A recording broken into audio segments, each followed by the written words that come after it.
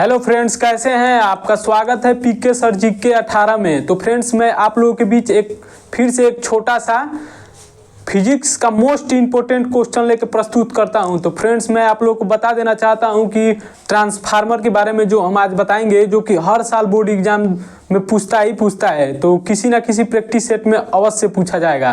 तो फ्रेंड्स, मैं आप लोगों को बता देना चाहता हूँ कि इसको अच्छे तरीके से लिख ले और याद कर ले।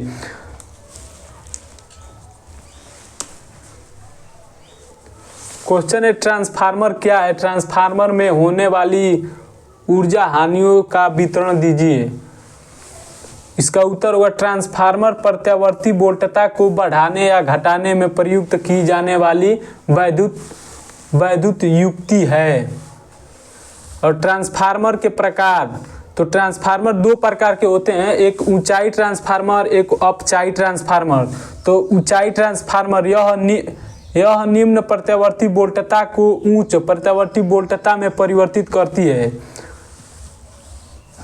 ऊंचाई ट्रांसफार्मर की प्राथमिक कुंडली में फेरों की संख्या कम, द्वितीय कुंडली में फेरों की संख्या अधिक होती है। ऊंचाई ट्रांसफार्मर में प्राथमिक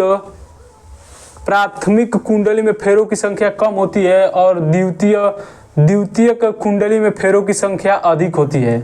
ठीक। और आपका दूसरा हो गया अपचाई ट्रांसफार्मर। यह उच्च प्रत्यावर्ती वोल्टता को निम्न प्रत्यावर्ती वोल्टता में परिवर्तित करता है। अपचाई ट्रांसफार्मर की प्राथमिक कुंडली में फेरों की संख्या अधिक व द्वितीय कुंडली में फेरों की संख्या कम होती है। सेम उसी का उल्टा है फ्रेंड्स।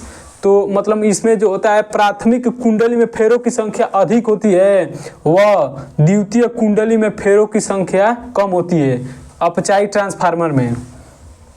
ठीक। और इसका सिद्धांत, इसका सिद्धांत हो जाएगा, ट्रांसफार्मर अन्योन्य प्रेरण के सिद्धांत पर कार्य करता है। इसका सिद्धांत है, ट्रांसफार्मर अन्योन्य प्रेरण के सिद्धांत पर कार्य करता है। जब किसी कुंडली में धारा परिवर्तित होती है तो इसके निकट स्थित कुंडली में वैद्युत वाहक बल उत्पन्न होती है। यही इसका सिद्धांत होगा। तो फ्रेंड्स, आप लोग इसे थोड़ा गौर से लिख लीजिएगा और याद कर लीजिएगा, क्योंकि हर साल बोर्ड एग्जाम में पूछता है। ठीक है फ्रेंड्स, थोड़ा गौर से देख लीजिएगा। मैं आप लोग को एक बार और बता देना चाहता हूं, इसका उत्तर होगा, ट्रांसफार्मर प्रत्यावर्ती वोल्टता को बढ़ाने या घटाने में प्रयुक्त की जाने वाली वैद्युत युक्ति है। जो कि ट्रांसफार्मर का काम होता है कि वोल्टेज कम या बेसी, मतलब जिस हिसाब से भी आता है उसे मतलब वो एकत्रित कर लेता है, मतलब रोक के अपने हिसाब से, क्षमता के हिसाब से अलग अलग पार्ट में उसे बांटता है। जैसे कि मतलब कहीं कहीं पे मतलब ट्रांसफार्मर मतलब बिजली को रोकने का कार्य करता है, इतना ही समझ लीजिए। ऊंचाई ट्रांसफार्मर यह निम्न प्रत्यावर्ती वोल्टता को उच्च प्रत्यावर्ती वोल्टता में परिवर्तित करता है। ऊंचाई ट्रांसफार्मर की प्राथमिक कुंडली में फेरों की संख्या कम व द्वितीय कुंडली में फेरों की संख्या अधिक होती है।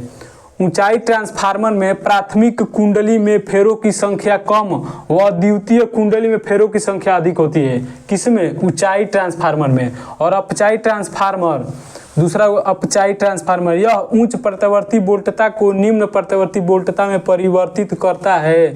अपचाई ट्रांसफार्मर की प्राथमिक कुंडली में फेरों की संख्या कम होती है। अपचाई जो ट्रांसफार्मर है उसके प्राथमिक कुंडली में फेरों की संख्या अधिक होती है व द्वितीय कुंडली में फेरों की संख्या कम होती है। सेम उसी का उल्टा है।